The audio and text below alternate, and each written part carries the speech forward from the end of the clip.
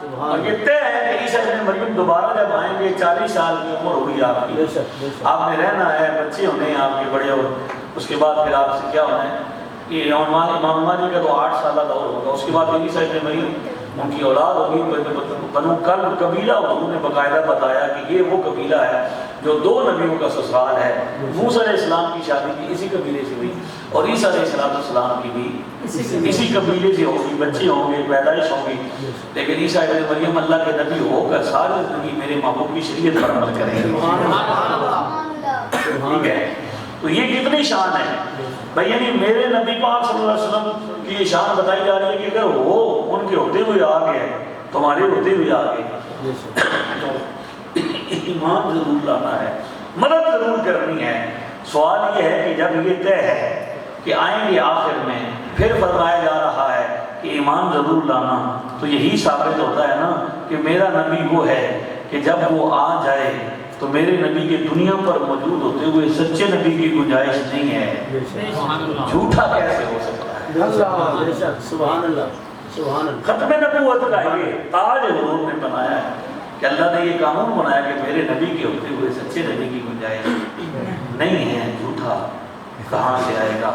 تو اللہ نے نبیوں سے معاہدہ کیا، اور نبیوں نے ہر دور میں اس معاہدے کو پورا کیا، ہر نبی نے امت کو ضرور بتایا، اور یہی وجہ ہے کہ میرے اور آپ کے نبی کی آنے سے پہلے آپ کی پہچان اور معرفت ہے۔ قرآن پاک میں اللہ فرماتا ہے الذین آتیناہم الکتاب یعرفونہ کما یعرفون ابناءہم، یہ یہودی جنہیں کتاب دی گئی ہے، یہ میرے نبی کو آنے سے پہلے اتنا ہی پہچانتے ہیں جتنا اپنے بچوں کو پہچانتے ہیں۔ کتنی پہچانتے ہیں؟ یہ پہچان کیوں تھی کہ ہر دور میں میرے نبی کی آمد کا ضرور ذکر ہو۔ آمد کے ذکر کو میلاد کہتے ہیں۔ میلاد کسی زمانے میں بھی کوئی ایسا ایک زمانہ بھی انسانوں پر نہیں گزرا جس زمانے میں میرے محبوب کی آمد کے ڈنگے نہ بجتے ہوں۔ تو جب آمد سے پہلے ڈنگے بج سکتے ہیں تو آمد کے بعد تو پھر ڈنگے بجنے چاہیے، پھر تو دن بدن بڑھتا جا رہا ہے۔ تو ہر نبی نے اس معاہدے کو پورا کیا، اسی لیے یہ پہچان اور معرفت تھی کہ حضور کی آمد سے پہلے حضور کے وسیلے سے دعائیں ہوتی نہیں۔ وَكَانُوا مِن قَبْلُ يَسْتَفْتِحُونَ عَلَى الَّذِينَ كَفَرُوا، سورۃ البقرہ میں اللہ فرماتا ہے یہ یہودی جب ان کا مقابلہ مشرکین سے ہوتا تھا تو میرے نبی کے وسیلے سے دعائیں کرتے تھے، تو میرے نبی کے وسیلے سے جب بھی دعا کی انہیں فتح حاصل ہوئی۔ ایک بار بھی ایسا نہیں ہوا کہ میرے محبوب کے وسیلے سے دعا کی ہو اور اللہ نے انہیں فتح عطا نہ فرمائی ہو۔ میرا محبوب وہ ہے جو آنے سے پہلے مخلوق کا وسیلہ بن سکتا ہے، جب آ جائے تو پھر کیوں نہیں وسیلہ بن سکتا؟ ہر زمانے میں آپ کی اتنی پہچان اور معرفت تھی، یہ نبیوں کے اس ذکر کی برکت ہے، توجہ ہے، انبیاء کی اس ذکر کی برکت ہے جو ہر زمانے میں ہوا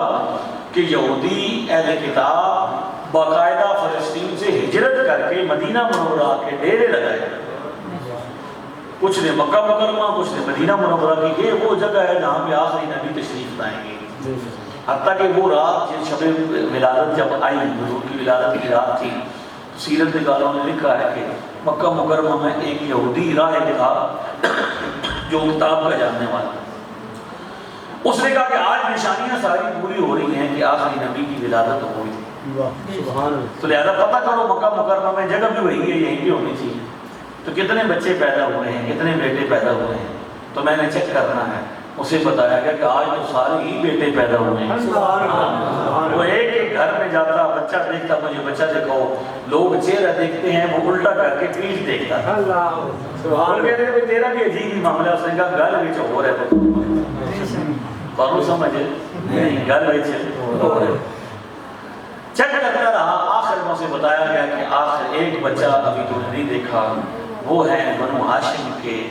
چراغ پیدا ہوئے ہیں، عبد المطلب کی پوتا اور عبداللہ کا بیٹا سیدہ آمنہ کا لال پیدا ہوا۔ وہ گیا حضرت عبد المطلب سے کہا کہ مجھے اپنا پوتا دکھائیں، جناب عبد المطلب نے پوتا دکھایا، حضور کو اس کی گود میں لیا، اس نے چہرہ دیکھ کر اس نے پھر جب حضور کو دیکھا، عید مبارک کو دیکھا تو اسے ختم نبوت کی مہر نظر آئی، تو وہ بے ہوش ہو گیا، اسے جگایا گیا، ہوش میں لایا گیا کہ کیا ماجرا ہے؟ اس نے کہا بات یہ ہے کہ اے عرب والوں تمہاری عزت کوئی نہیں تھی، تم تو جاہل لوگ تھے، اونٹ کو پانی پلانے میں جھگڑتے تھے اور تم صدیوں سے تمہاری جنگیں رہتی تھیں، چھوٹی سی بات میں تم قدر کرنے والے لوگ، تمہاری کوئی عزت نہیں تھی، لیکن اللہ نے اب تمہیں عزت عطا فرما دی ہے۔ اللہ نے نبوت کو بنی اسرائیل سے لے لیا اور بنی اسماعیل کو عطا کر دیا ہے، اب تمہارے ڈنکے بجا کریں گے۔ بات کیا تھی کہ نہ کیسا ہو کسرا سے دبے، چند وہ لوگ کہ اونٹوں کی چرانے والے، جن کو کافور پہ ہوتا تھا نمک کا دھوکا، بن گئے وہ دنیا کی تقدیر بنانے والے۔ سبحان اللہ، سبحان اللہ۔ یہ اتنا تذکرہ ہوا کہ ہر زمانے میں پہچان تھی حضور کی، آمد سے پہلے۔ سمجھ آ رہی ہے آپ؟ سبحان اللہ۔ کھانسی بھی ہے مجھے، میں کوشش کر رہا ہوں کہ میں بات سمجھوں، زیادہ زور لگاؤں گا تو کھانسی شروع ہو جائے گی، تو بات سمجھ آنی چاہیے نا، بے شک۔ ہے نا؟ اب پہلے یہ بولے جلسے کے سمجھ نہ آئے بھی مولوی صاحب آئے ہیں بس سے بن کے چلے گئے ہیں اور سمجھ کوئی نہیں آئی، تو یہ والی تقریریں ہوتی رہی ہیں، تو اب ہماری قوم کی پوزیشن یہ ہو چکی ہے کہ لوگوں کو اپنے عقیدوں کا نہیں پتہ رہا، تو سمجھ والی تقریر ہوتی تو پتہ ہوتا ان سے، لوگ مضبوط ہوتے، تو انشاءاللہ اب وہ زمانہ لوٹ آیا ہے کہ لوگ اب وہ سمجھنے کو تیار ہیں، کہتے ہیں کہ سمجھایا جائے۔ کمپیریزن یہ ہے کہ نبیوں نے ہر زمانے میں علیہ السلام، ہر نبی پر سلام ہو، ہر نبی کی شان بلند ہے، ہمارے دلوں میں بھی قدر ہے، لا نفرق بین احد من رسل، ہم رسولوں میں کوئی فرق نہیں کرتے، اتنی شان ہے کہ اللہ نے اپنے ہر نبی کو، ہر رسول کو اس بات کا پابند کیا۔ روایت میں یہ جو ابن جریر کی ہے، اس میں آگے کہ اللہ نے سب سے پہلے میرے اور آپ کے نبی کے نور کو پیدا کیا، بے شک، بے شک۔ اور نور پیدا کرنے کے بعد اس نور کو کہا کہ ینظر الی انوار الانبیاء، وہ باقی نبیوں کی انوار کی طرف، نوروں کی طرف دیکھیں، نظر فرمائیں۔ جب میرے اور آپ کے نبی کے نور نے باقی نبیوں کے نوروں کو دیکھا تو ان پر وہ چھا گیا، بالکل فغشیاں، اس نور نے سارے نبیوں کو کے نوروں کو ڈھانپ لیا۔ اس وقت انہوں نے پوچھا، عرض کیا یہ کس کا نور ہے جس جو ہم پر چھا گیا ہے؟ تو اللہ نے فرمایا ھذا نور محمد ابن عبداللہ، یہ محمد بن عبداللہ کا نور ہے، ان آمنتم بہ فقد جعلتکم انبیاء، اگر تم ان پر ایمان لے کر آؤ گے تو ہم تمہیں نبوت عطا کریں گے۔ ہر نبی نے کہا آمنا بہ و بنبوتہ، یا اللہ ہم اس پر بھی ایمان لے کر آئے، ان کی نبوت پر بھی ایمان، یعنی ہر نبی کی نبوت اور رسول کی رسالت میرے نبی کی رسالت اور نبوت کا صدقہ ہے، ٹھیک ہے؟ تو اللہ تعالیٰ نے جب یہ سارا معاہدہ کیا تو ہر نبی نے کیا کیا؟ حضور پر ایمان بھی لایا، اور ہر زمانے میں ان کا تذکرہ کیا۔ ایک معاہدہ یہ ہے کہ جو نبیوں نے کیا اور اس کو پورا کیا،